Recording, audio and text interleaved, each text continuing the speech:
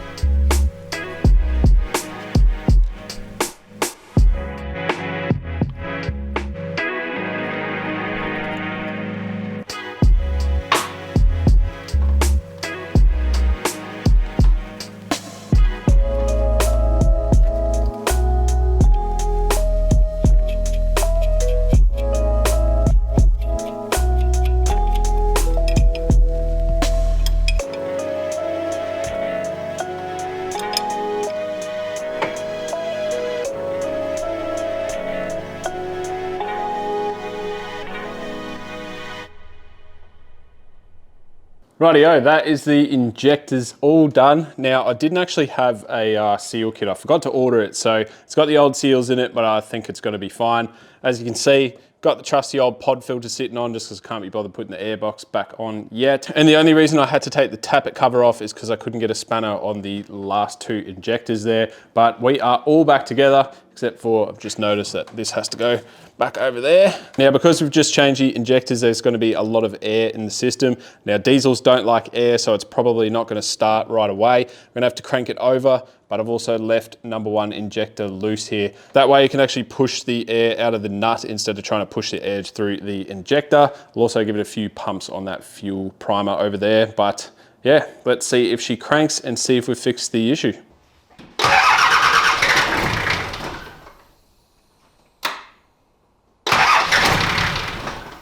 I primed up straight away, so I'll tighten that injector up, see what she sounds like.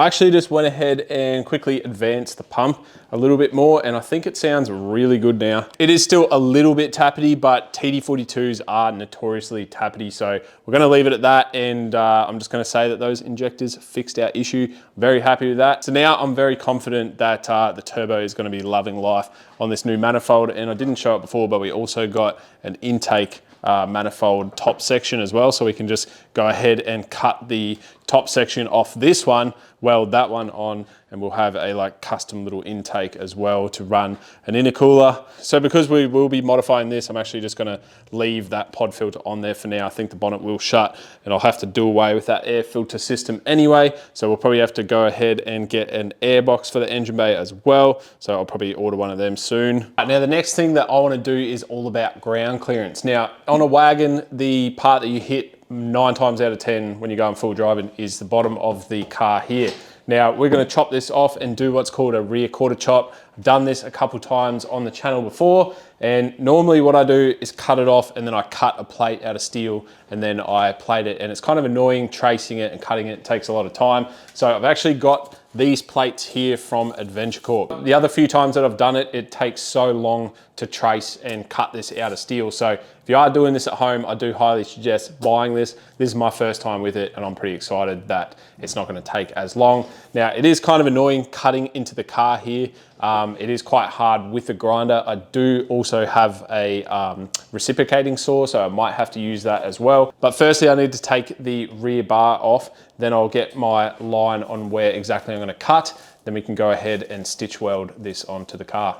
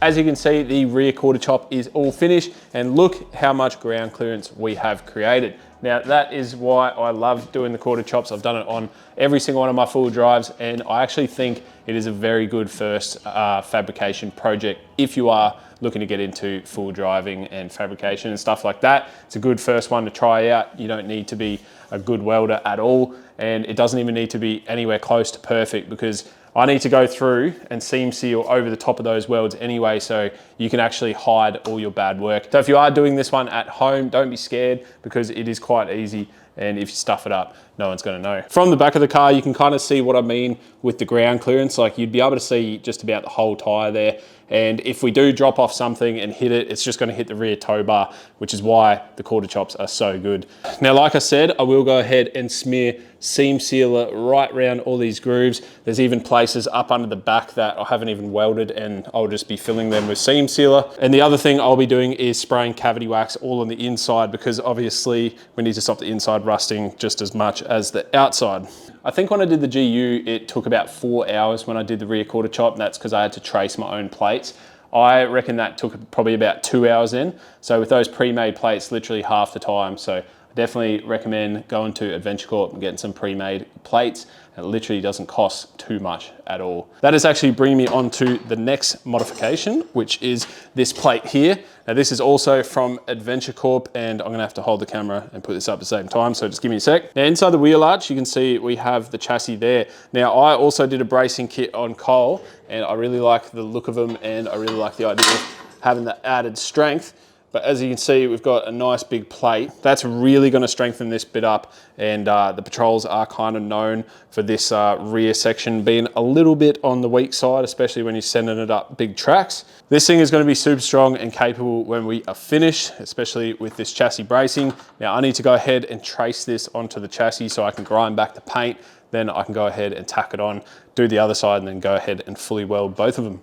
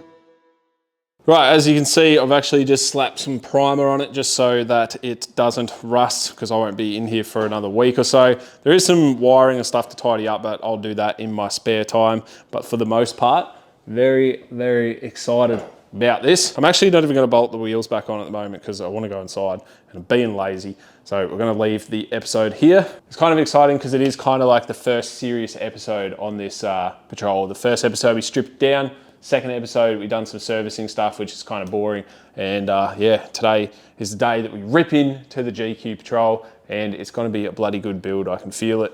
Now, some quick things that I want to say is I haven't been posting consistently, and that is because we actually just had our second baby. Now, we had another boy, so we've got 2 boys. That's 2 apprentices that are ready to bloody slap on a fluoro shirt and get in the shed and help me out with these builds. But yeah, I've just been spending some time with the new baby, adjusting to the Lyfe with 2 of them, which has been kind of challenging, but at the same time, you know, it's been awesome. So yeah, that's where I've been. From today on, we definitely will be pumping the content out unless something serious happens. And yeah, hopefully we get this GQ on the tracks pretty soon. We've also got a massive shed episode coming, which is going to take probably 3 days to do, but it's kind of exciting. Now, I'm going to be leaving the episode here. Obviously, there's still some wiring and stuff to do, but I'll do that in my spare time off camera. There's also some painting and stuff that we need to tidy up. But yeah, it's definitely an exciting part of the build, seeing some steel fall off this thing. It's kind of just about all I do is bring patrols in here and cut them up.